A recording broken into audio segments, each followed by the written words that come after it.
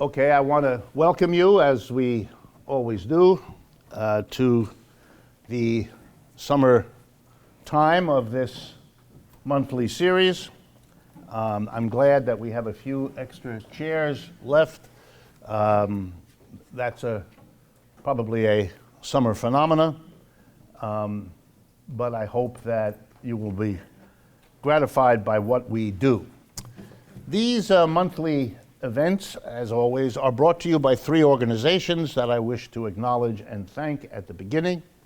The first is the Judson Memorial Church, in which you are currently located, who is very, very kindly and very supportive of what we do, provides this space to us every month for this activity, which, as the minister told me, is part of what she believes to be the mission of this church. So I find that very interesting that she should feel that way, and I'm grateful, and I hope all of you share the appreciation of making this space available. The second sponsor is the Left Forum. It's the largest assembly of activists and academics on the left, hence its name, every year. We just had our last one in the end of May at the John Jay School. 4,500 people roughly were there. And that's their main activity of producing this event every year. But they also do a few other things like sponsoring this event. And finally, the third organization is Democracy at Work, which is literally the producer of this event and does the work both of arranging each of these events, of arranging for the video coverage that is being produced by Brian back there, who is a very loyal and reliable person doing it each time, as you probably have noticed, those of you who have come before. I want to thank you all, since you all paid $10 to have this experience, but I also want to speak in this moment to those watching, the tens of thousands that watch this every time. Once we're done, we can track that now, thanks to Google and so on. I want to say to all of you, you don't pay, but it would be nice if you did, because we have the same expenses and we need help in defraying those expenses. And so I would like to put a little guilt, I guess, out there to get you to consider going to our websites and donating as a way to do your part in helping to sustain all of this. I also want to make a special announcement, which we often do, to thank a sponsor. It is possible to sponsor these monthly meetings. And if you're so disposed, and if your wallet makes that possible, we would encourage you to do that. I want to thank for this August monthly, Bruce L. Wallace of Vista, California. He obviously sees it by the internet. We're very excited to see support from the West Coast. We have quite a bit of it. California is a very important state in terms of the sponsors and the comments that we get on the internet. So I want to thank Bruce Wallace from everybody here, but especially from me, for being a sponsor. If anyone watching or here would like to be a sponsor, it's very easy. You just go to democracyatwork.info, that's our website, democracyatwork, all one word, .info/sponsor, and all the details and how you go about it will be presented to you there. If you are a fan of the weekly radio show that we produce, Economic Update, it's another project of Democracy at Work, a little news we have to offer you all. It's been a radio show since it began here in New York on WBAI in March of 2011. So it's now 6+ years old. We're very proud that we have not missed a single week in that period, not one. We're continuing. We are now broadcast regularly on about 84, by my last count, 84 stations across the United States carry this program. But the news, that's been going on for a while, but the news I have to tell you about is that we are now also a television program. That is, we have produced and we are producing a televised or television version of the radio program. So you can see both myself as I do the weekly show and the guests that I bring on for interviews and so on. Some of you know the economist Michael Judson. We just finished an interview with him that will be broadcast later this month. And we will have many more, and I think you will find them very interesting. But the news is not only that we produce this televised version, but that we have reached an agreement with Free Speech Television to carry it to roughly 40 million American homes, which will start in a couple of weeks. It's an enormous undertaking, but it tells you again that this kind of work is receiving exposure and an audience that, frankly, I never foresaw I would see in my lifetime. So I'm amazed by it. I hope you are too. If you would like to see the televised version of the program, especially if you've heard the radio version, the best place for you to go, would be to a website called Patreon, Patreon, patreon.com. And then just look for Economic Update, which is the name of the program. And the reason is, if you go to patreon.com, there's a very easy way for you to be supportive of this program and of the work we do that's made available to you on that website. So if you might be so disposed, either those of you watching on the internet or those of you here this evening, you can both see the televised version and be a supporter by going to patreon.com, which I think you'll find interesting. Patreon.com/economic update will take you right there.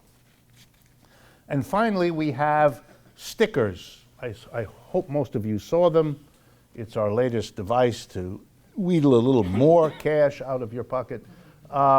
But there are stickers about who we are and what we do with a nice slogan on them.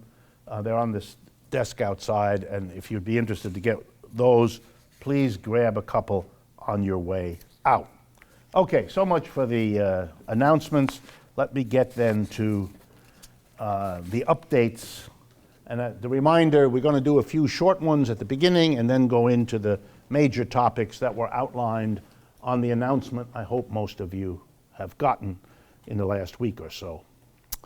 All right, I'm going to begin with what I hope is one of your favorite companies, Monsanto, the chemical company. Monsanto has the knack of getting into the newspapers a great deal with all kinds of information they wish weren't there because it exposes them for being less than the perfect neighbor when it comes to fouling up the environment with the chemicals that they produce. I wouldn't have brought this latest one to your attention if it weren't so terribly awful. So I thought, well, this time they deserve it, so let's do it. All across America, in the last few weeks, there have been pictures, television and newspaper pictures, of fields, beans, peaches, vegetable gardens, where the fields are withering away. I mean, the camera pans and you see, oh my goodness, everything looks dead or dying. But it's not because they had too much water, and it's not because they had too little water or anything like that. It's that around them, not at them, but around them, farmers were using something called dicamba, D-I-C-A-M-B-A. I hope I'm pronouncing it right. It's either dicamba or dicamba. It's a herbicide. It's a chemical that kills plants. That's what it's for. The problem is it evaporates. It turns into a vapor, and then it blows all over the place, so that if farmer number one is using it on his or her fields, it has a high risk of blowing elsewhere on other people's crops. Well, if you start looking at the story, and the version I'm looking at comes from Reuters, the British news agency, and I have it here for anyone who would like to see it, the Reuters story here. And I really mean that. If any of you want to get a copy where to get the story and the details, you can come up here and get them. As Reuters explains, normally when a new chemical like this for farming is brought out, the chemical company gives samples to universities and to researchers so that lots of tests can be made to make sure it's safe before it goes out. In other words, you don't just rely on the company that manufactures it. It's their job, and it's the normal procedure. Monsanto didn't follow this procedure. And Reuters then went and said to the people who had done some tests anyway, what was going on. And they spoke to Jason, so you know where they come from, Jason Norsworthy of the University of Arkansas, Kevin Bradley at the University of Missouri, and Aaron Hager at the University of Illinois. They said yes, that the Monsanto had provided them with samples, but the samples came, I'm quoting now, with contracts that explicitly forbade volatility testing. Of course, I had to go learn, what does that mean? Volatility is the word they use for the tendency for something to blow across another field. Why exactly it's called volatility, I don't know. Maybe it has to do with the molecules agitated or something like that. But a volatility test is a test for whether this chemical will blow somewhere else. This was new. They all comment in the article. It was new. We never got an instruction not to test for something like that. It's a normal, regular test. Well, they didn't, because they couldn't. They were contractually blocked from doing that test, so they didn't do the test. So Monsanto then announced no bad results with volatility, which was a slight adjustment from the fact, which was no results from volatility. And they sold it all over the place, and it's volatile, and it's killing all kinds of things. And this has caused all kinds of criticism, and it got the following response, which I want to read to you, because if I didn't read it to you, if I told you I had heard it, you wouldn't believe me. It comes from Monsanto's Vice President of Global Strategy, Scott Partridge. You couldn't make a name like that up. Scott Partridge said the company prevented the testing because it was unnecessary, period. He said the company believed the product was less volatile than a previous formula had been. Then the best part, quote, to get meaningful data takes a long, long time, he said, quote, this product needed to get into the hands of growers. I want you to think. What the product needed was to make profit for Monsanto, who had made it. But you can't say that in American culture because that smells as bad as it is. So you've got to come up with something you can say that makes this stinking result smell like roses. So they are eager to get it into the hands of the growers and don't want to take a lot of time. This should sound familiar to you because it's the argument used by most drug companies to speed up the approval of what you are ingesting or being injected with, et cetera, et cetera. But they got caught. They were rushing it to the growers, which happened incidentally to make money for them. What they did was kill large numbers of our crops, which will affect all of you because it'll raise the prices of what you buy in the supermarket, and you will think this has something to do with the law of supply and demand, but it doesn't. It has to do with breaking the law if you're a big company and you think you can get away with it. What? Is nobody suing them? I hope. According to the Reuters article, not yet. Not yet. All right, the next item. The next item has to do with, well, let me be honest and tell you. I've been doing some work on the opioid crisis that I'm sure many of you have heard about, the extraordinary number of people that are taking painkillers of one kind or another and using them to dull the pain of living in the United States today. And they take too much of it or they take a bad quality of it and they kill themselves. We're losing about 90 people a day from overdoses of opioids. Opioids are the synthetic version of heroin. And the natural occurrence would be heroin. The synthetic is an opioid. The oxy, 27 different endings, oxy this, oxy that, that's an opioid, and so forth. And so there's been a lot of attention on the people dying from this drug and the explosive increase in the use of the drug and in people dying from the drug over the last 10 years. And I don't want to take away from that in any way. I've talked about it. It is an unbelievable crisis in this society, and it reveals something. If you take the time to look at it, it reveals a number of really interesting things, but I don't have enough time tonight. One of the things, though, I can't forego talking to you about is it is not an increasing crisis as much in the African American community as it is in the white community. It's more of a white problem. And it seems to have something to do with white people being particularly affected by the disappearance of all kinds of jobs in the last decade or two, rather more than African Americans. And in a sense, I don't want to overdo it, but in a sense, large portions of the white community are discovering what it's like to live in the conditions that African Americans know only too well for a longer period of time.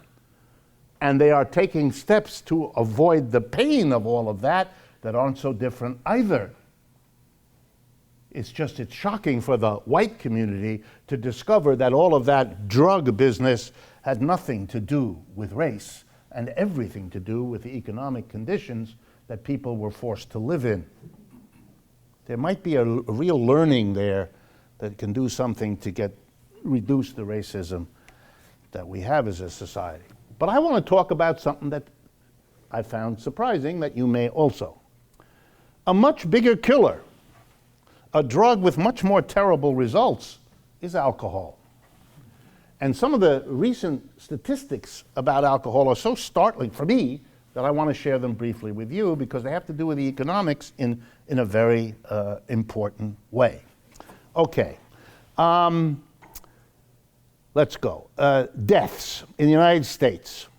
88,000 deaths in the United States each year from alcohol between 2006 and 2010, according to the Centers for Disease Control.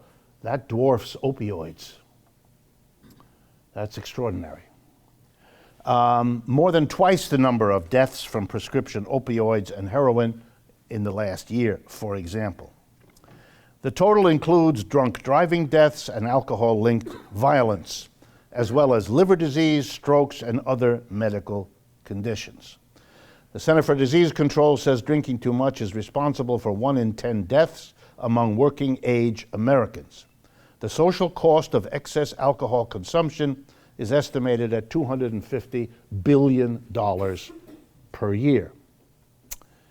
The costs of all of this show up as follows: higher healthcare needs, lost productivity, prosecuting alcohol-fueled crimes, drunk driving, homicide. The social costs of all of this are enormous. Why then is there an explosion of alcohol? And the interesting thing is, it's not among young people. It's among older people that the young people actually are drinking less. That may be because another substance has arrived and it's easier to get. I don't know. But it is older people that are drinking themselves to death. Blame the old people. Yes, I'm blaming the old people, but I want to put the blame where I think it belongs. We have an economic system that doesn't work for the mass of people. We are not allowed as a culture to discuss that. We cannot have, except in a few rare situations, a discussion of the system that's breaking down. We all have to pretend, whether aware of it or not, that it's not about a system breaking down. It's about this law or that politician or this group of people, the old people, or what. But the notion of a system that isn't working for people and driving them to compensate for the failures of a system by injecting themselves with something or drinking too much of something, this kind of a conversation seems to be very difficult to have. With nice liberal people, you can't have the conversation because they want you to remember that there's a certain personal responsibility that a person has. I don't doubt that for a minute. There is some personal responsibility we all have. But we live in a society that way overdoes it on the personal responsibility and way underdoes it on the social responsibility of what's going on in the society that makes people do something as self-destructive as the excess alcohol and so on. And then I began looking into it, and here are some things just to leave you with about this. If you make a calculation, the price of alcohol relative to your income, then alcohol is cheaper now as a cost of your income than it was back in the 1950s. It has been going down relative to your ability to pay. Alcohol is a very cheap drug, especially in comparison with others, number one. Number two, advertising of alcohol is everywhere. It is ubiquitous. It is not controlled in most cases. Huge amounts of money are spent, billions, to promote its use. And even the Centers for Disease Control, even in the Trump administration, is putting out literature saying that it can't be a coincidence that the shooting up, pardon the phrase, the shooting up of alcohol abuse is beautifully tracked by the crash of 2007 and 8 and the years since. It's a wonderful statistic to make you stop the next time you hear about the recovery from the great crash. Depends on how you look at it and what you look at, whether there's a recovery. In terms of the suffering from alcoholism, there's no recovery, it's the opposite. Next item I want to talk about is jobs. And there I have to take the time it needs to do that. Those of you who pay attention to the announcement of the national statistics will know that Mr. Trump has been very gleeful in the last couple of weeks by announcing that the unemployment rate in the United States is down to under 5%. Now, I'm the first one to say, well, it's very important people have jobs, Lord knows. And getting the unemployment down below 5% is an important thing. What Mr. Trump had to do with that is anybody's guess. Most economists that I know, left, right, and center, would say something terribly close to nothing. But in any case, he's presiding over it and, of course, taking credit for it. But I want to look at it with you a little more carefully. What does it mean that unemployment is down? In order to get this, I have to, there's no way out of this, explain to you two things about the statistics.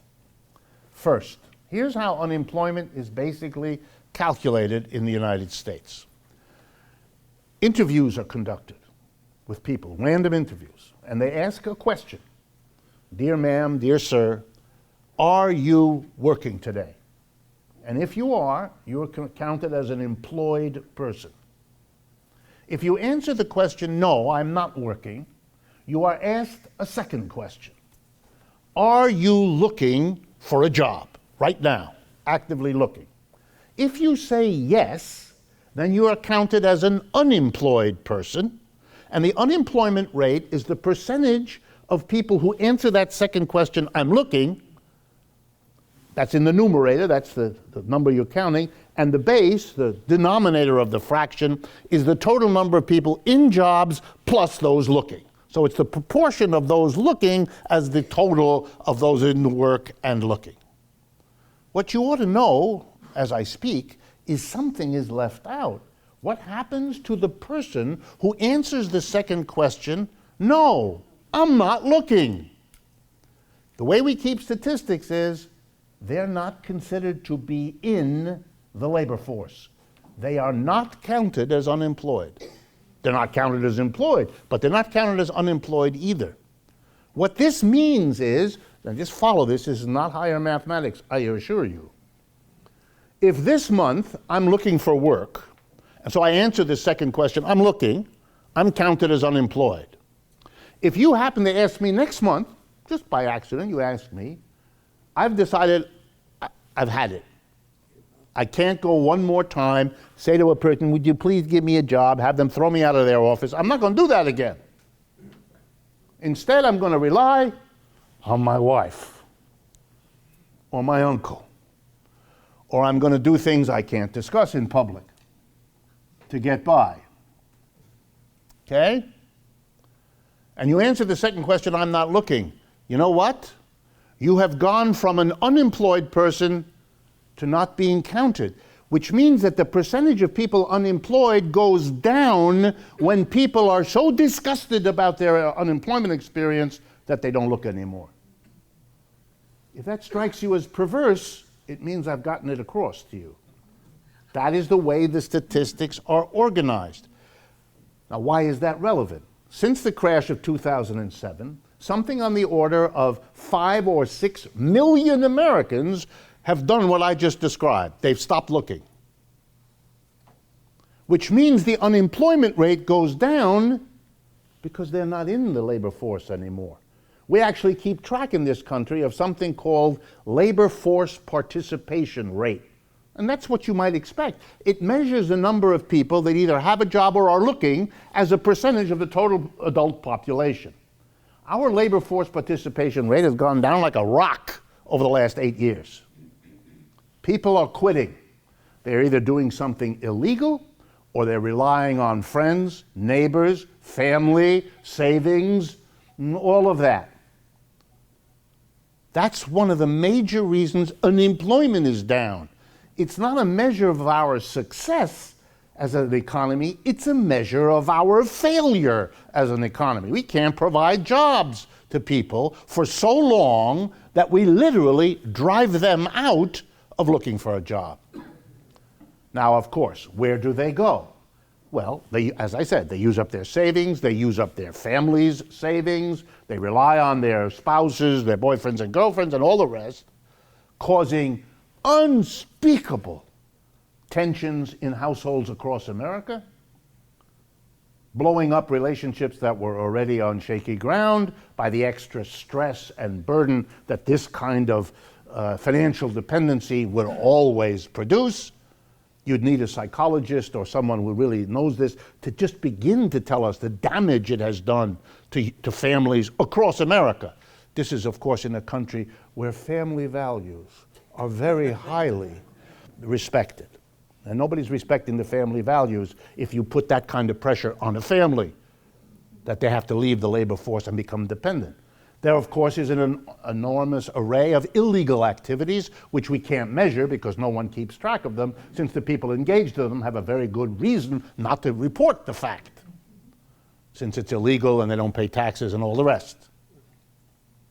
And that part of our economy is growing, that we know, from all kinds of evidence. But here's the second piece of information. There are people getting jobs. There are being jobs created. Not enough to deal with this problem I just described to you, but there are jobs being created.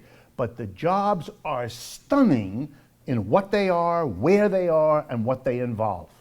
And I'm going to give you two examples. There are millions of these, but I'm going to give you two that came across my desk over the last month since I saw you last.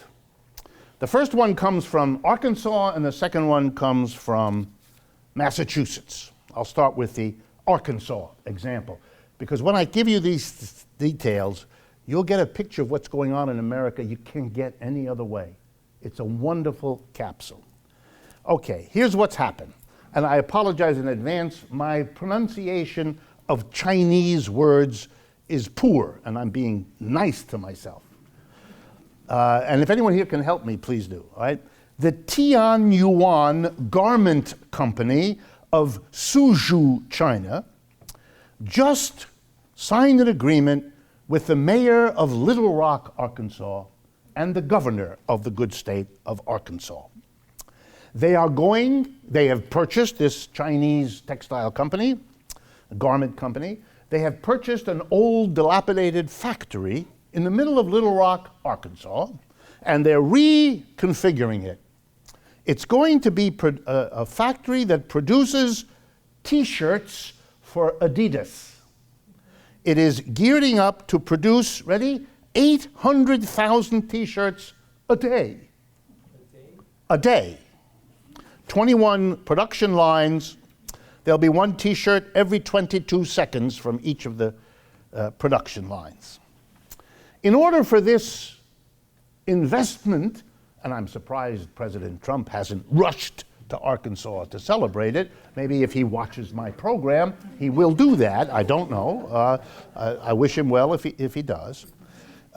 Eastern Arkansas suffered an enormous collapse of industry in the 1990s.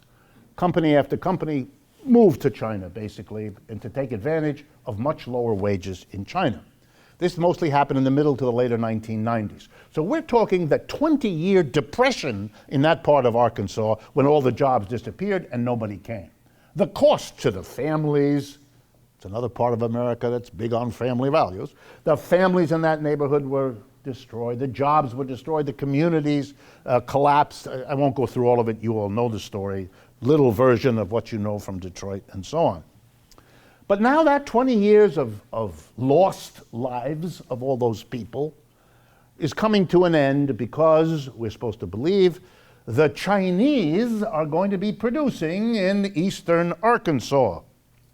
I'm not going to deal with the culture shock that is going to happen to both sides of this complicated maneuver. We'll leave that.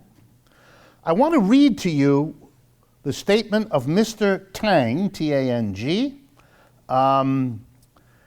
Quote, "Around the world, even the cheapest labor market can't compete with us.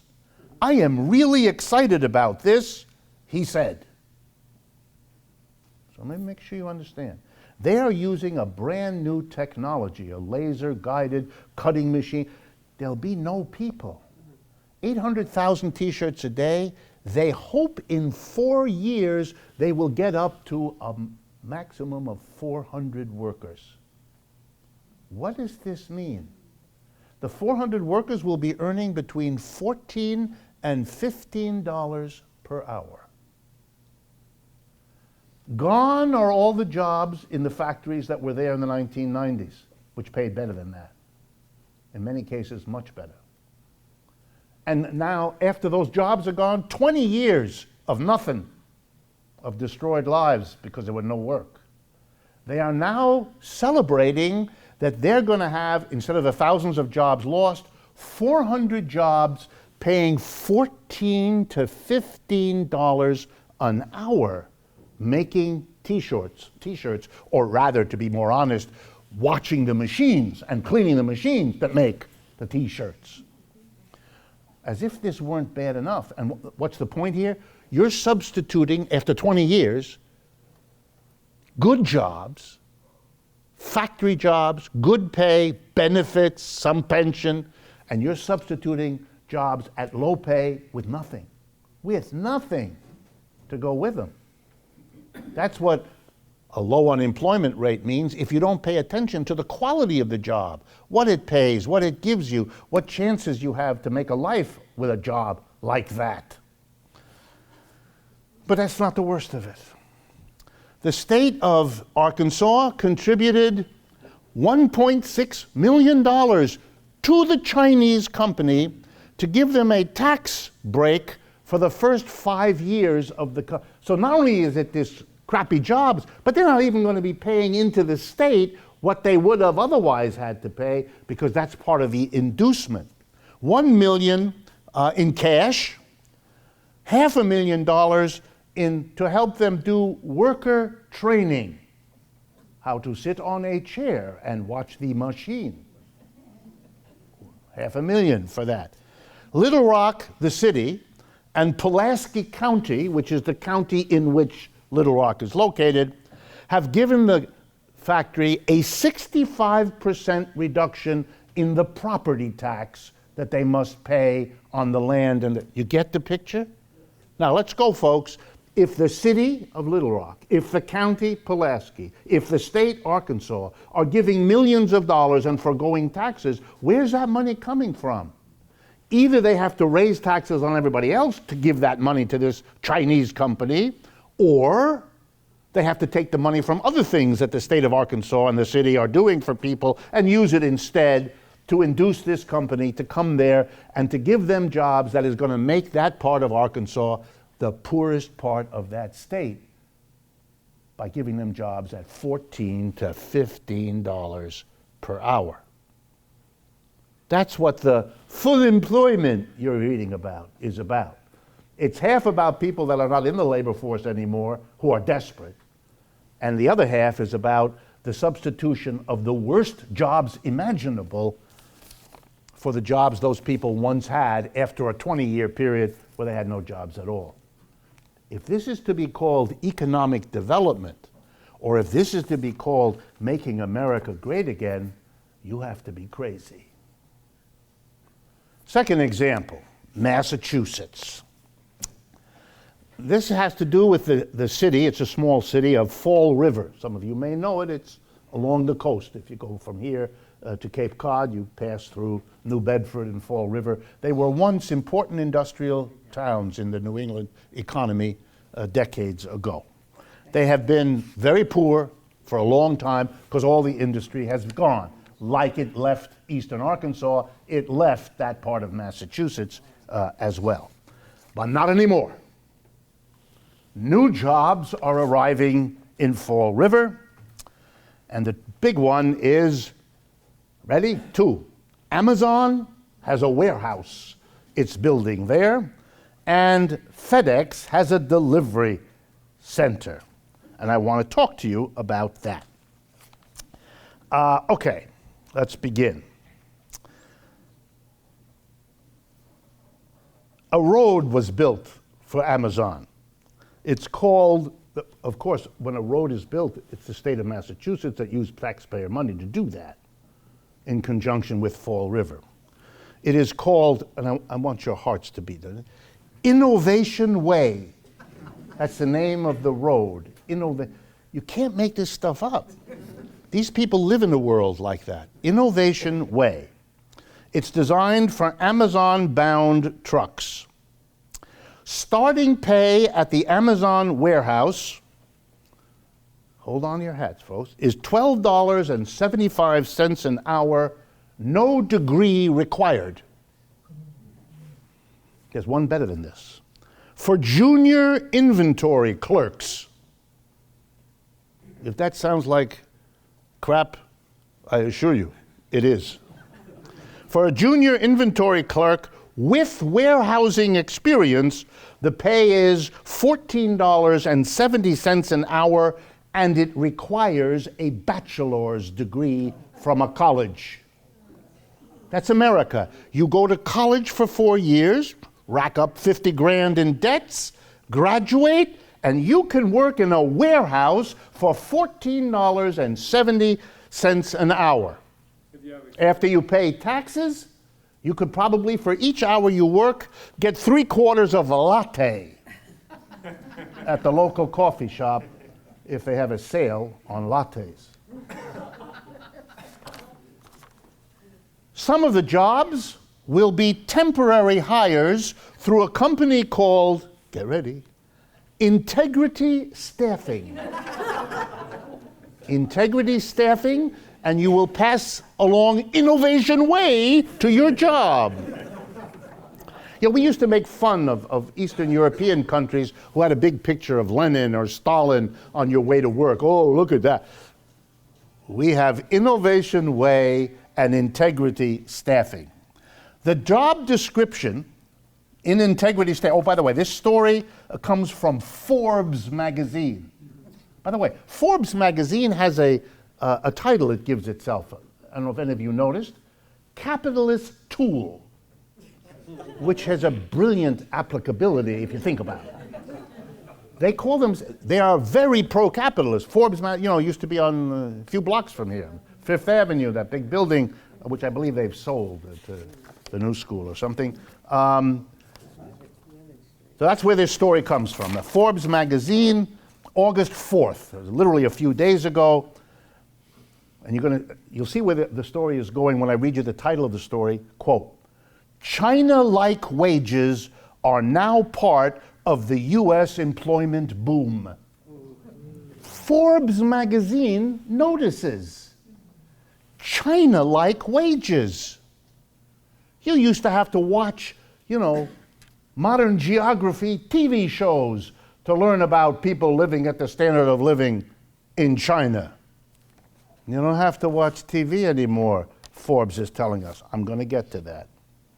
The job description from one of the temp jobs at the Amazon Center that are provided through Integrity Staffing pays $12.70 an hour, but it requires the ability, I'm quoting now, to stand for 10 to 12 hours straight in a fulfillment center where the temperature will occasionally exceed 90 degrees. $12.75, you will get cooked. No extra charge. Then the writer for Forbes does a little math. He says a lot of the people here don't get full time. They get 30 hours a week. They don't get 40. Well, he says, let's do the math. If you got $15 an hour, which many of them don't get that much, but if you got $15 an hour, that's $450 per week gross, $1,800 a month, less than $22,000 a year in your annual salary. If you got 40 hours, which many of them don't, you'd get $28,000 before taxes.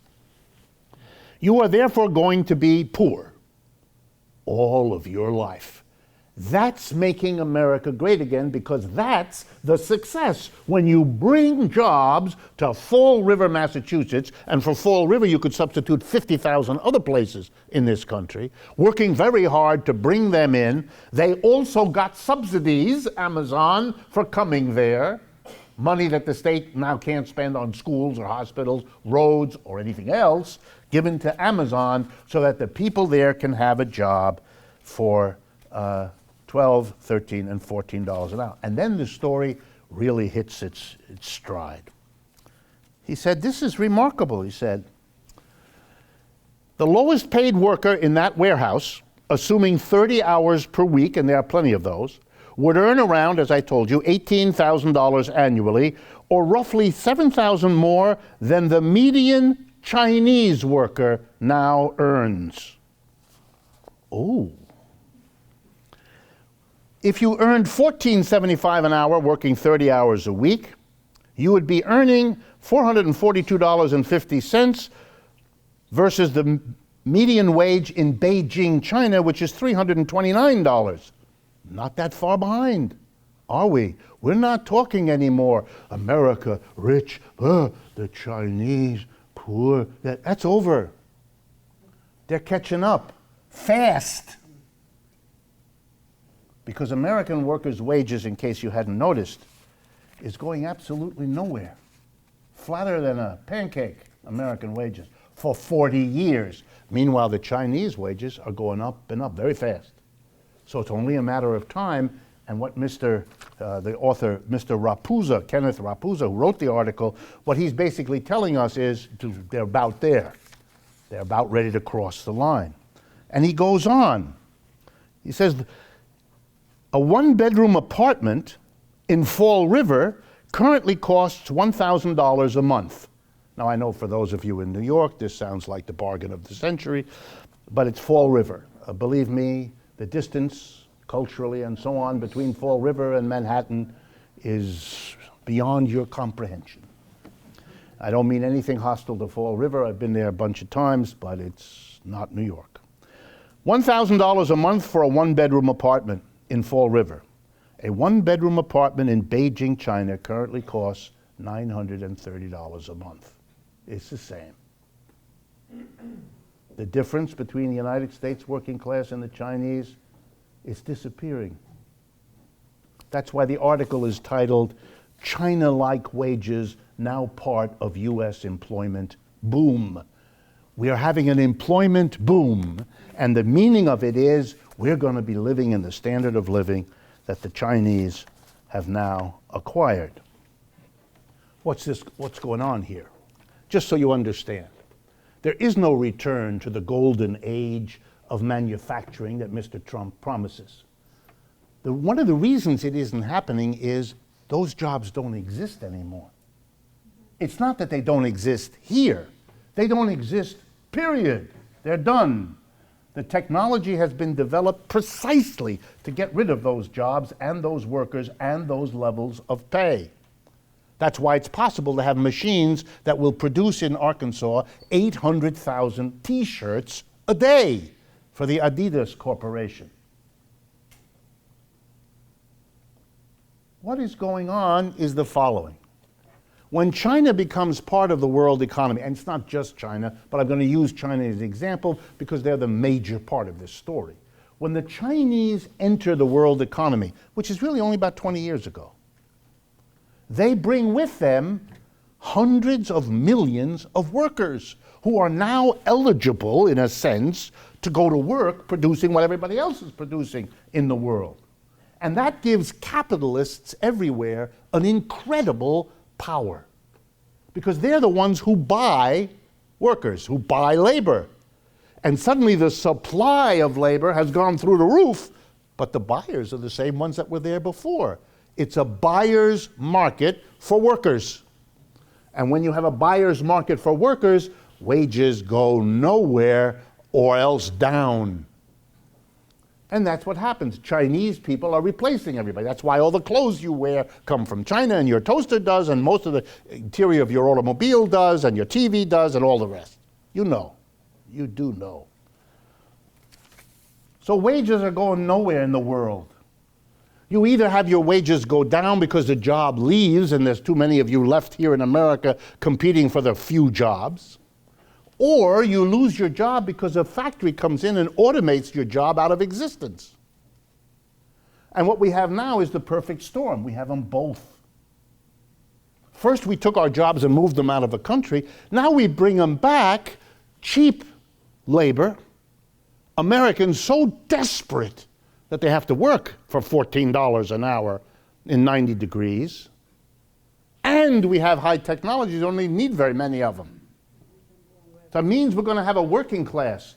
That's what we're shaping up in this country, of unemployed people and people working at a level of suffering and a low pay and working conditions that are making us become what China was, what India was, what Brazil was, and what large parts of those countries still are.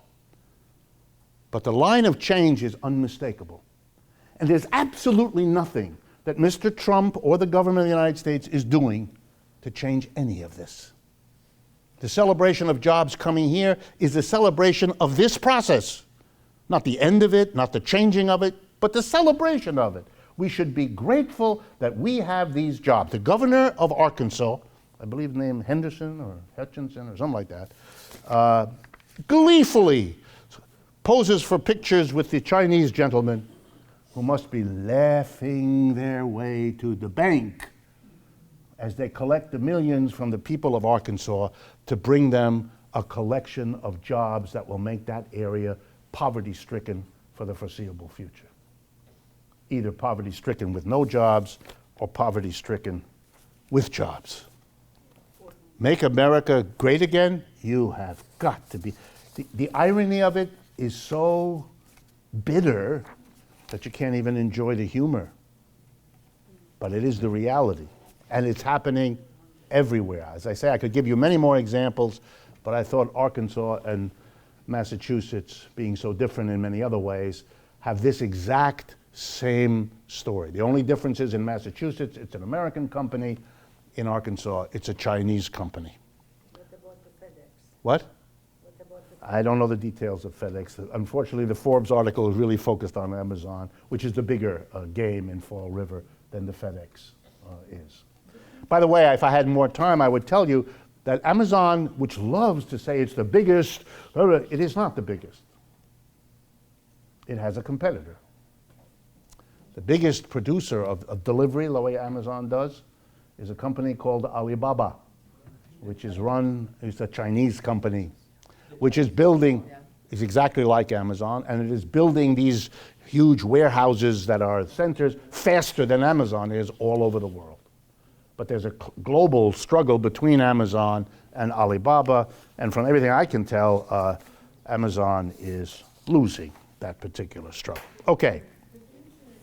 Let me turn now to the topics for this evening that have to do with capitalism versus socialism, and the three little topics that go under that that I put on the announcement. So let's start with the capitalism versus socialism. The first, there's so much to say that I know we can't get to it all, and we may devote future evenings to dealing with more of it. The first thing that I want you to understand is that the interest in socialism, which was, if not dead, close to dead for 50 years, has returned. And nothing captures that so much as the famous line, I think, of Mark Twain. For those of you who don't know, Mark Twain was a native of Hartford, Connecticut. This is important to remember because it's hard for people in Hartford to find much that was important in Hartford. And Mark Twain is certainly right up there with the top. And so he's sitting in his coffee shop, if they had them back then, one morning, and he picks up the Hartford Courant, I think it was called then, and it still is, the Hartford Courant, and reads in there an obituary of Samuel Clemens, which is his actual name. Mark Twain, not a real name. And he writes a very famous line to the editor of the newspaper whom he knew, and the line read, "Reports of my death have been greatly exaggerated." Signed, Mark Twain.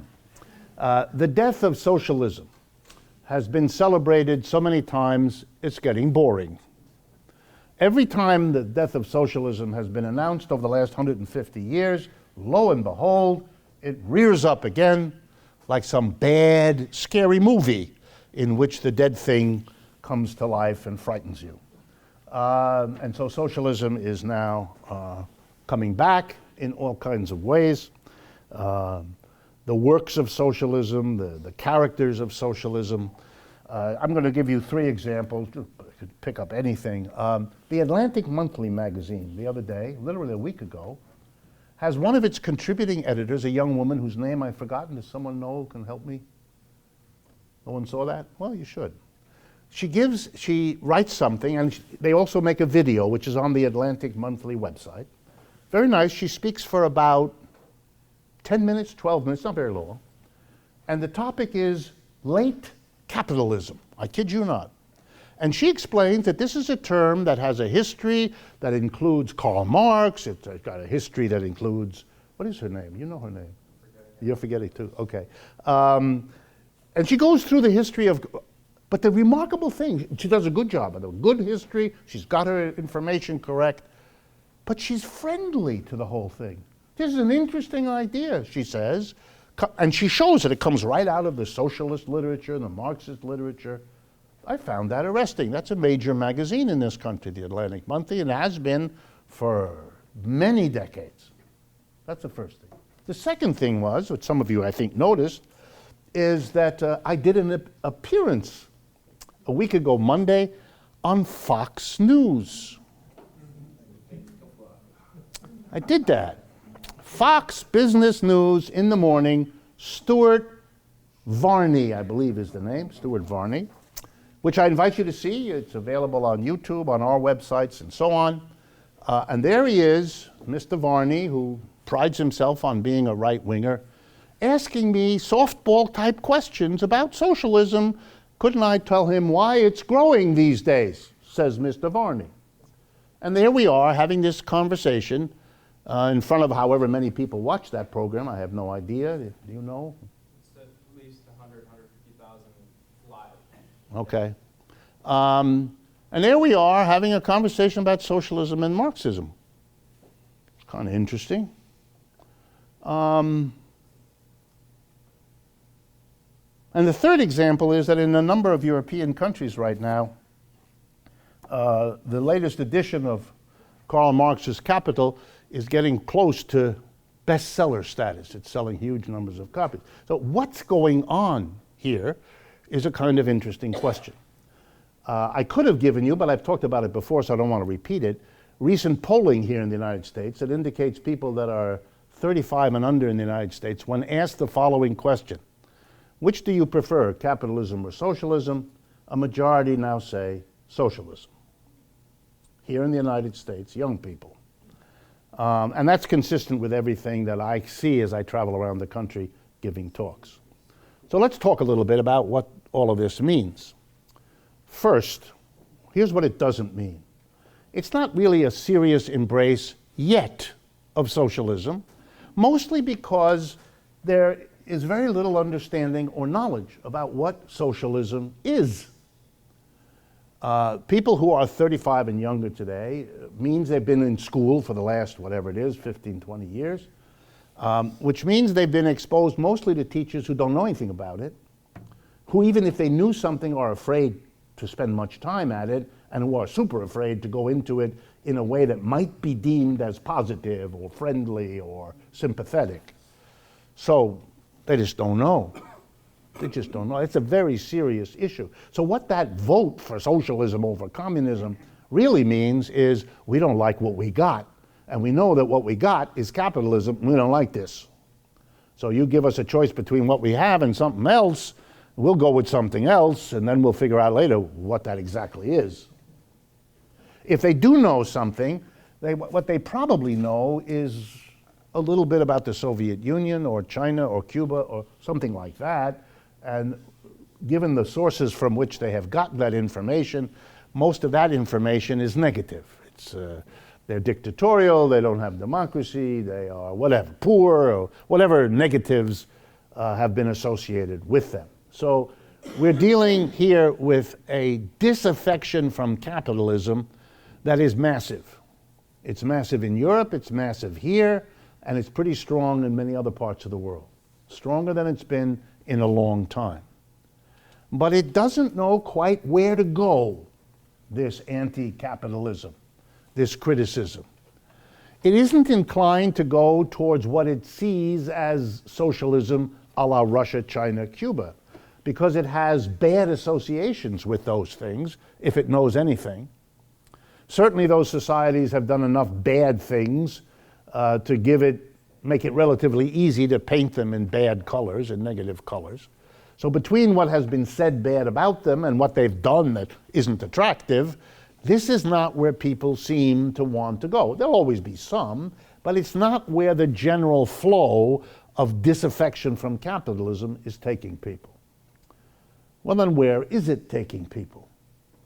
Well, it will take them in the direction of a socialism if that socialism tells everybody, we're not the Soviet Union, we're not China, we're not Cuba, we're not any of the bad associations we have. And the best way to do that is to stick an adjective in front of it that everybody knows is a good one. Therefore, the first choice will be democratic socialism. That's if you can't choose between vanilla and chocolate, you ask at the ice cream store for 1 scoop of the chocolate. Because that avoids the difficulty. So now we have democratic socialism, and we have here in the United States a major purveyor of that particular move.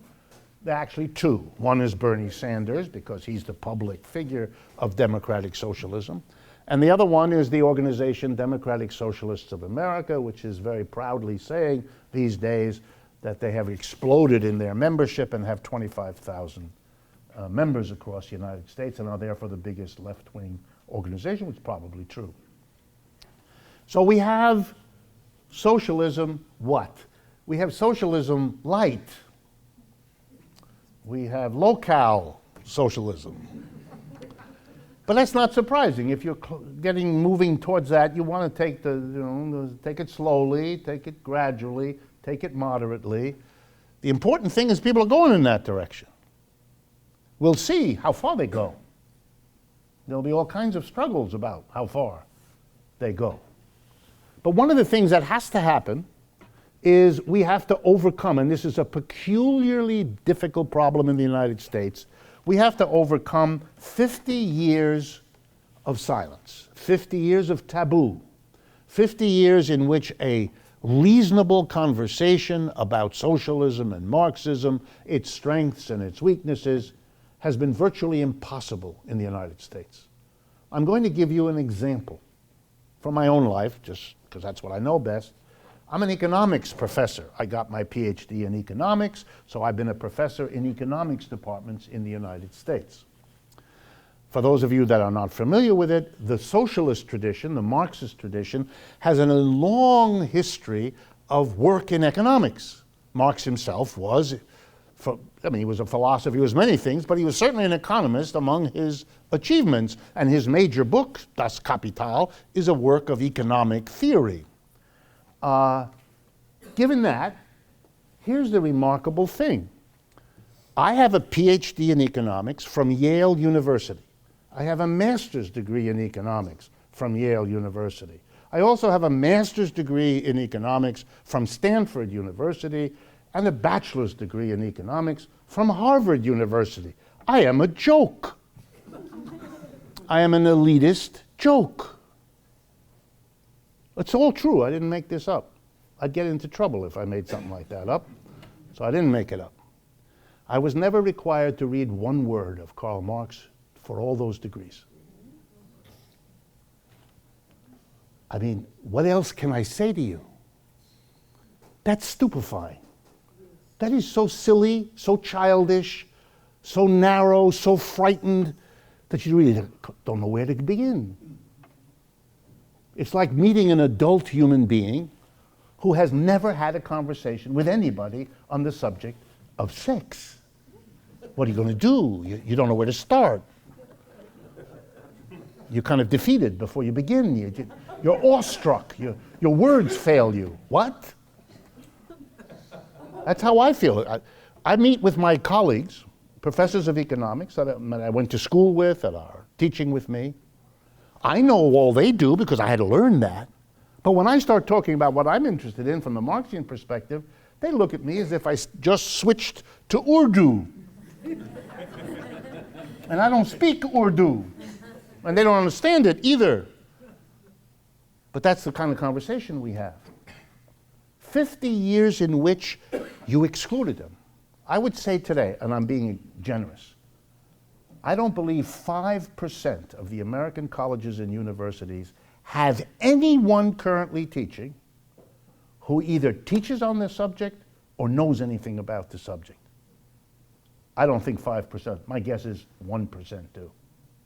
That means the overwhelming majority have never been exposed to any sustained introduction whatsoever to the economics of Marxism, which are very close to, not identical to, but close to the economics of socialism, communism, and all the rest. That is a reality. We have to deal with that in this country.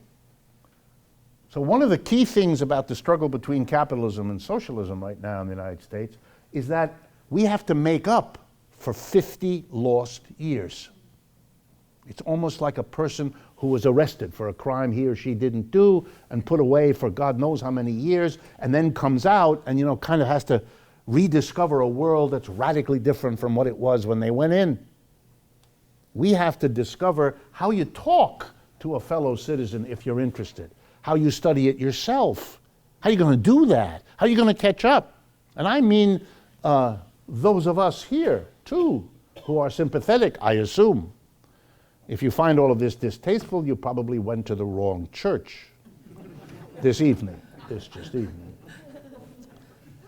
So we're going to have to figure that out.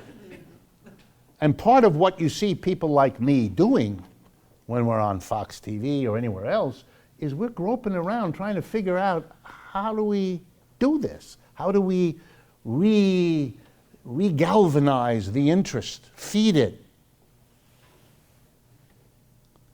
People used to say to folks like me, I'm not the only one, heaven knows, but people used to say to folks like me, is it sad that you don't have many students? And I remember explaining to them, every year I've ever taught in the United States, I've had more students than I can handle. There never was a problem with the students. Not in the 60s, not in the 70s, not in the 80s, and not now. No problem with students. They're interested, they want to learn. They may be a little nervous, they may be a little skeptical, sure, and that's fine. It's good for students to be skeptical, whatever they're learning. But we've never had a problem with students. It's always with the larger society that's making it impossible for those students to sustain an interest. Students are taken aside, my students, and told by other faculty who don't mean me any harm that, for your career, it's not a good idea to do that sort of thing. Do this instead. Study statistics. No one's going to get angry at your politics for statistics. They don't understand what you're saying anyway, and it doesn't matter. Who cares? When you can get a good job, you'll get paid, you'll have a station wagon, and 2 dogs. So they don't come. But having students was never a problem. So the first thing I want you to kind of get at is there's an immense learning process that has to unfold now. You can see it already underway. Literally, to our amazement at Democracy at Work, the lectures I sometimes give or other people that I engage with, tens of thousands, hundreds of thousands of people are eagerly watching these things on videos. The interest is there, like the students were always there. The interest is there. But what has changed in America is that the larger atmosphere makes that interest okay. There's even a generational twist to this. As younger people, listening to their parents' generation poo-poo all this, are even more interested precisely because of that. It's like the parents, you must not go in that room becomes so attractive. You can't hold on to yourself. Well, as I was once told, I had this moment I will give you as a story because it articulates the situation. I was giving a talk somewhere in the Midwest, and it was some years ago now, and I came to the part about socialism, and I finished, and a couple of hands shot up, and a young man who looked very nervous stood up, and I was sure that I was going to get one of those responses that I was used to from years ago. I would give a talk on some subject having to do with socialism or communism, and I would finish, and up would stand someone who wanted me to say bad things about Stalin. And I would try to explain, yes, there's terrible things about Stalin, but it's not relevant to what I just spent an hour talking to you about. Could we talk about that? He would sit down, another person would get up and say, what about the Stalin? Oh, no. And I would have then to spend a lot of time talking about something I wasn't prepared for and wasn't really germane to what I was trying to get across, because people had been trained, socialism, Marxism, Stalin, murder, awful, awful, awful. And the basic question they were asking me is, you seem like a nice guy, how come you're talking awful? And I would have to say something which was this subtle equivalent of, I'm not awful. which sounds as lame as it is, you know? That was no fun for me. So I do my talk, and the young man stands up, and I thought, oh no, one of these, because he had that little nervousness that you get if you're going to give a talk. And it was being videoed, so there was light on the young man. And he started talking, and I realized he wasn't asking that question at all. He was basically saying, he danced around it, but his basic question was, very honest, what is socialism? He had no idea. But he knew enough to know that by asking me, he's asking somebody who's now going to give him a not awful story. I realized in that moment that the world had changed in this country, that these young people, they really didn't know, and they would like to know. It was wonderful. I then proceeded to give a glowing description of socialism in the hopes that he would find it attractive, which he seemed to do. That's where we are. We are now, and by the way, who gets the credit for this change of mentality in America? Capitalism gets the credit. Capitalism is our best organizer, second only to Donald Trump, to whom I now give the thanks that he deserves for irritating, outraging people who become therefore willing to consider all kinds of people and thoughts they would have before thought they shouldn't maybe pursue, but they are very important. Now, the next point about capitalism and socialism follows. Suppose you ask the simple question, what is socialism? Or for that matter, what is Marxism? The best answer I ever heard is the one I'll give you now. It is capitalism's shadow. You know the old fairy tales about trying to get rid of your shadow? There were various characters, little children's book about an animal that tries to get rid of its shadow, and you teach the child, you can't do that. The shadow is part of you. You can't shake the shadow. Socialism and capitalism have always been the institution and its irremovable shadow. Nothing guarantees the future of socialism as much as capitalism. They are each other's twins. The notion that you're going to get rid of that frightening shadow makes as little sense in the relationship between capitalism and socialism as it makes in your attempt to get rid of your shadow when there's light in the world. You can't do it.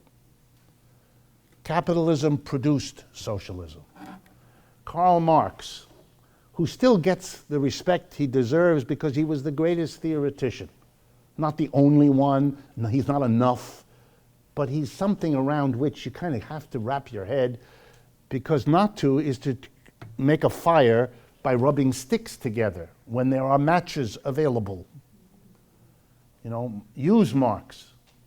He did a lot of work based on a lot of people. Not to study him is childish. It's just ignorance compounded with malevolence, and it's above all stupid. And you don't want to be stupid. Most of us don't want to be stupid. It's the shadow. Marx begins his life enamored of the French Revolution. He's a young German thinker for whom the French Revolution is the liberation of the human experience, the end of feudalism, the end of the Dark Ages, the medieval time. It is the breaking out of the power of religion. Because if you know about the French religion, it was very heavily anti-clerical, anti the Catholic Church, which was wrapped up with the feudal lords. Marx loved it, like all the people of his generation. Those of you who cherish the music, say, of Beethoven. This is the music of the celebration of the French Revolution. In music, Marx is that in theory and philosophy. He loves it. And the French Revolution is not only the end of feudalism and the establishment of capitalism, but it's the end of feudalism and the establishment of capitalism wrapped up in the idea liberty, equality, fraternity, the slogans of the French Revolution. So it's a change from feudalism to capitalism, but it calls itself a change from slavery to freedom, from the isolated human being to the celebration of us together. If you've never heard, really, if you've never heard the Ninth Symphony of Beethoven, the final chorale section, the Ode to Joy, as a horrible translation from the German, but nonetheless, it is listen to it. It has this kind of triumphant movement of the world entering the realm of human freedom in all of its beauty. It's a spectacular piece of music, but that's Marx. He's doing the same excitement. And as he grows older, he's born in 1818, so the revolution's already 20, 25 years behind him. As he becomes mature and looks around, he has an epiphany, if you like. He looks around the capitalism of his time. Remember, he lives in Western Germany. He's familiar with what's going on in France and England, because those are the advanced countries of his time. Europe, for those of you not familiar, is a lot of little countries close together, so the language differences are not the barriers that they are in a place like this, where everybody speaks English almost coast to coast. You don't have that there. So he's caught up in the intellectual life of his time, but he looks around at the capitalism. And the epiphany is, he says, wait a minute. The French Revolution was successful. It got rid of feudalism. It replaced it with capitalism. But the promise was that this transition from feudalism to capitalism would bring with it human freedom, liberty, equality, fraternity of all people. And as I look around, he says, to Germany, France, and England, the most developed capitalist countries of his time, he didn't see liberty, equality, or fraternity. He saw a rigidly class-defined and divided society. He felt, like those of his generation, that the revolutionary hopes for the French had been betrayed, that the people of the world had gotten capitalism, and that the promise that capitalism would bring liberty, equality, and fraternity was false. And he set himself the task as an individual to explain why. Why did this happen? Why were we betrayed? Why did everything we hoped for not come to pass? And so he studies capitalism to get the answer. What is it, he says, about capitalism? And his conclusion is that capitalism is not the engine for liberty, equality, and fraternity. It's the obstacle. It, not some outside force, not some other thing, it itself precludes the very things it promised it would deliver. And then he reasons his way to come to this basic conclusion. Past societies, slavery, feudalism, were characterized by a tiny group of people who ran the show at the top, the masters, and an army of people who were the slaves and did the work. Or they were in feudalism, the few, the lords, and the mass of the serfs who did the work. Capitalism was supposed to be the end of all of that. But it isn't. Because if you study capitalism, you discover a tiny group of people called employers running the show for a mass of people who are employees. No wonder they couldn't bring liberty, equality, fraternity, because in the core of the society, the production of the goods and services without which we can't live, food, clothing, shelter, all of that, right there in the organization of production, there's a tiny group of people, the board of directors, the big capitalist, the owner, whatever you want to call them, and a mass of people who come to work and do the work 9 to 5, 5 days a week until they retire, get a watch, and drop dead. Or in a different order sometimes. There are people who come after you die, put the watch on just so they're complete. So he's angry, Mr. Marx. If you read his stuff, you'll see the man is angry. He's betrayed. But he has a creative side to him. He doesn't want to just stay with the anger. He wants the anger to have a form that will make other people see what he has seen. To take their vague sense of being betrayed and turn it into an understanding of what the problem is and hopefully an active commitment to changing it. So he writes books, gives speeches, tries to convey what he figured out to everybody else. And socialism has always been that. The desire, the conviction, the assumption, and I'll say it as dramatically as I know how, that you look around capitalism, you look around what we just talked about for the last hour, and you have got to believe that we can do better than this as a human race, because if you didn't believe it, you'd probably jump off a bridge. You've got to believe, and most of you do, maybe all of you do, somewhere. But you've got to let that little bird fly. You've got to say, oh, yeah, we can do better. I'm sorry, I know it sounds like Obama's yes, we can. I didn't plan that. But we can do better. We can do better. And the impulse of socialism has always been that. Final points on this. What is socialism? Because we're really at the beginning. The answer is socialism is many things. And don't let anyone, including me, ever leave you with the impression that there is socialism. The remarkable thing about socialist ideas and Marxist ideas, and they're not the same. There's a big overlap, but they're not the same. But the remarkable thing about both of them is that from the early to the middle part of the 19th century, that's not very old, socialism and Marxism spread in a way faster and more global than any other comparable way of thinking across the planet. You compare the spread of Marxism with the spread of Christianity or Islam or any of the other global movements that started from somewhere and spread, then Marxism and socialism are stunning.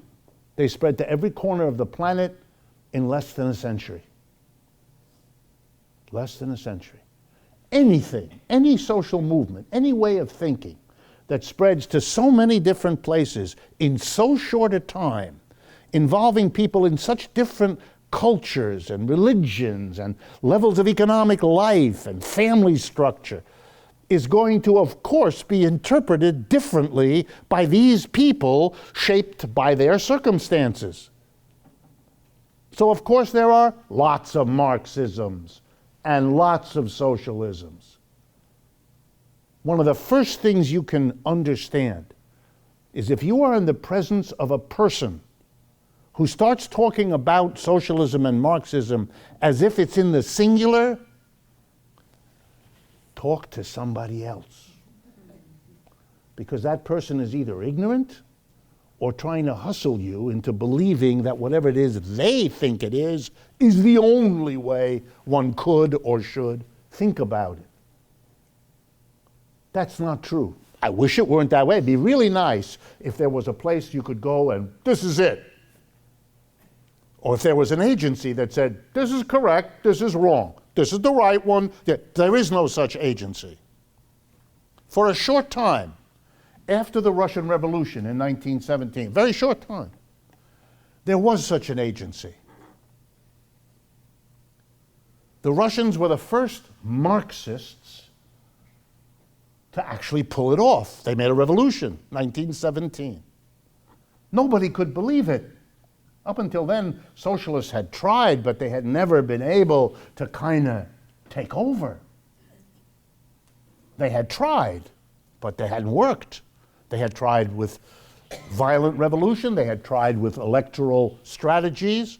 Some countries, they went quite far. Germany was the best, Austria, but they never quite. The Russians were the first ones. And so they got an unbelievable loyalty. Everyone around the world who had begun to figure out what socialism was said, of course, they must have the magic recipe because they did it. They're in charge. So for a short time, whatever they said Marxism was, everybody said, that's it. And people who said, no, I don't see it that way, were immediately branded as something evil. You know, the split between socialists and communists didn't exist until after the Russian Revolution. There were no such things as communist parties. Let me say that again so you all understand. Before the Russian Revolution, everybody was a socialist. But after the Russian Revolution, because of the enormous respect that Lenin and Trotsky and Stalin got as the leaders of this thing, the ones who actually won, I mean, some of you are looking at me. Why are we all interested in Bernie Sanders? Because he did so well. Other than that, he would have been a strange old man from a state that has more cows than people. Right? We wouldn't have taken him seriously. But he did it. He showed us that a person with the name socialist attached to himself can actually get millions of votes in America, which is very important for us to see. But try to keep that in your mind. When Lenin, Stalin, and Trotsky emerged from the chaos of World War I in charge of what is the largest landmass country on this planet, Russia is bigger by geography than any other country in the world, people were flabbergasted. And so after the war, socialists split. Those who thought we have to do exactly what these guys tell us because they know how to do it, they did it. But there were a lot of other people who didn't agree with this or that, and they split. And the ones who didn't agree kept the old name socialist. And the ones who wanted to be loyal to the Soviet Union as the great leader took a different name to underscore their difference from the others, and that's when the Communist Party began. Communist Party all over the world starts in 1919, 1920, 1921, the years immediately after the Russian Revolution. Otherwise, there is no. And that was the issue for them. The Soviet, well, you have to get all of this, because if you don't understand that, you don't understand the history that will now flow. The communists and the socialists were angry at each other because they disagreed about this. Loyalty to the Soviet Union became a crucial part of the history. That's why China lines up with Moscow until they have their split in 1960. That's the history of this. We all have to learn that again, not the details, but to have a sense of what it is. What were the issues? The Russians and the socialists disagreed. The Russians thought the government should own and operate everything. The socialists said that's not necessary. I'll conclude with this story. In Germany, there's a terrible struggle going on right now. They're having a terrible problem. It may cost Mrs. Merkel her election, and she's very popular. Here's the problem. Their biggest industry is the producer of automobiles. VW, Mercedes-Benz, all of that. Those companies over the last 10 years have violated every single norm of decent behavior you could ask of any corporation. They have stolen money. They have faked their emissions control so that they've polluted the air with millions of cars that they deliberately phonied and have admitted to this. I'm not making any of this up. They have done and they're the biggest employer, and they're the richest, and they were abetted at every point by the political structure of what? Of the Christian Democratic Union, that's Merkel's party that runs Germany, but also of their governing party, the SPD, which is German for Sozialistische Partei Deutschland, the German Socialist Party, which is a partner with her. Last week, that partnership was really rocked when a leading German official of the Socialist Party, named Wein in Saxony, a very important part of Germany, was caught out by a newspaper having given this parliamentary speech he made about the automobile companies and what should be done to make them behave properly. Before he read it in Parliament, he had given it to the executives at VW to look over it to see if it was okay. You couldn't have had a more slavish behavior of a socialist, because in that country, socialism means the government controls things to make capitalism a little less harsh than it might otherwise be. For them, that's what socialism is. Communism is some evil excess that they don't want to have anything to do with. We're going to have to relearn just the broad outlines of that so that we can what? Come up with a socialism, something better than capitalism, some way to organize society differently. In order to do that, we have to go through the effort of understanding where we've been as a movement, even though it's been repressed in this country. It hasn't everywhere else. Every European country, you talk to people, they know the difference between a socialist and a communist because it's part of their life, and it has been for 50 years. Only Americans don't get that. Think that this is an argument about how you spell something instead of an article of substance. Very last point, I promise. I promise. Key to all of it, from my perspective, is Marx's insistence in Capital and that of the people that have followed him since, that you're not going to change a society in the direction of liberty, equality, fraternity, freedom, democracy, and all of that, unless you put that at the base of society in the place where most adults spend their lives, at work. And it's probably also true, although Marx didn't go at it, that you also have to transform the other place people spend most of their life besides work, and that's the household and the family. You have to change those institutions, because if you don't, all the other changes you make will be brought back to where they were, because you've not transformed the work relationships and the interpersonal relationships of a home. And that's the biggest problem that socialism has to face, how to conceive that, how to present that as a route to a really different society. But the help we will have doing it is that the existing society is falling apart. There's no nice way to say it, but you already know it.